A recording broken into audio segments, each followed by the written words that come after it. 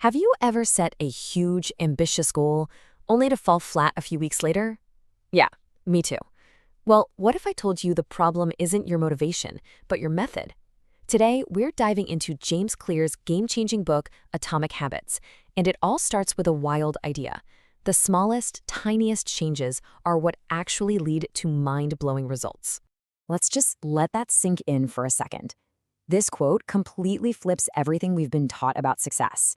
We're always told to set big goals, right? Aim high.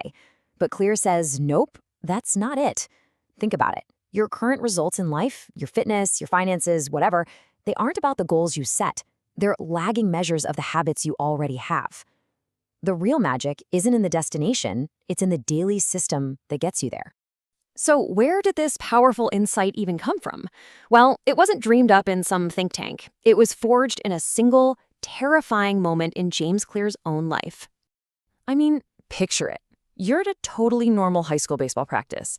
And then, in a split second, a bat slips, flies through the air, and hits you square in the face. This wasn't just a bump on the head. This was a catastrophic, life-threatening injury. The damage was just brutal. We're talking multiple skull fractures, a medically induced coma. He spent months just trying to learn how to walk in a straight line again. But maybe the most crushing blow came a year later, when he got cut from the varsity baseball team, the one thing he loved. That was his absolute rock bottom. But it's often from those rock bottom moments that the most profound discoveries are made. He knew that one giant leap wasn't going to get him back on his feet. He had to figure out a different path forward. So when he got to college, he didn't try to be a hero. He didn't aim for some massive transformation. Instead, he started small, like ridiculously small.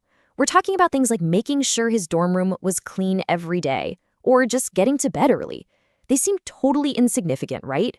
But these little actions became the foundation for everything that came next. And this is where he had his light bulb moment, the mathematical core of this whole philosophy. He just asked himself a simple question. What if I forget about being amazing and just focus on getting 1% better every single day? And when you look at the math, it is absolutely staggering. If you get 1% worse each day for a year, you basically end up at zero.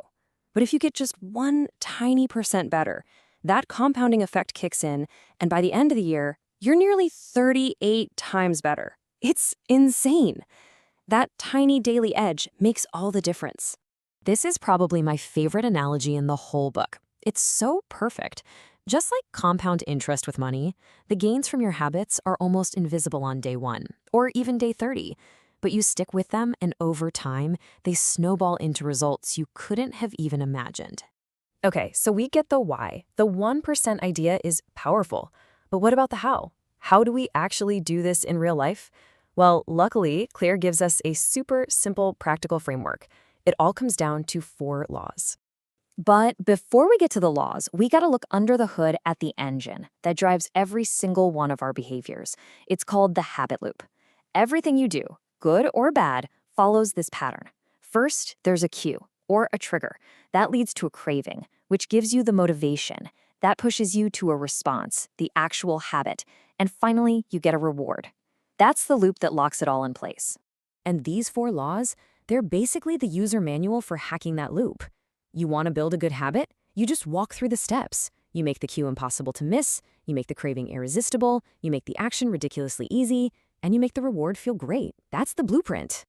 Now here's where things get really cool. This isn't just about adding good habits to your life. The real genius of this framework is that you can just flip it on its head to break your bad habits. It's literally just the opposite. Let's say you want to stop mindlessly scrolling on your phone at night. Well, you make the cue invisible, charge your phone in a different room. You make it unattractive, remind yourself how it messes with your sleep. You make it difficult, maybe delete the most addictive apps. It's a clear step-by-step plan to dismantle any habit you want to get rid of. So we've got the math, we've got the framework, but this whole thing isn't really just about being more productive. It's about something much, much deeper. It's about who you are becoming. And this, right here, is the most profound shift in the entire book. We're so used to outcome-based goals, but Clear says to forget that. The goal isn't to write a book, it's to become a writer. The goal isn't to run a marathon, it's to become a runner. See the difference? One is a temporary finish line. The other is a permanent identity. Think about it like this. Every action you take is like casting a vote for the type of person you want to be. You don't just wake up one morning and decide you're a healthy person. No way. You become a healthy person by casting a vote when you choose a salad over fries, or when you go for a walk. Each tiny habit is another piece of evidence that proves your new identity to yourself. And that really is the heart of it all. True, lasting change doesn't come from some once-in-a-lifetime transformation. It comes from the thousands of tiny votes you cast every single day for the person you ultimately want to become.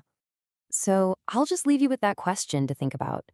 Based on the tiny votes you're casting today with your small atomic habits, who are you becoming?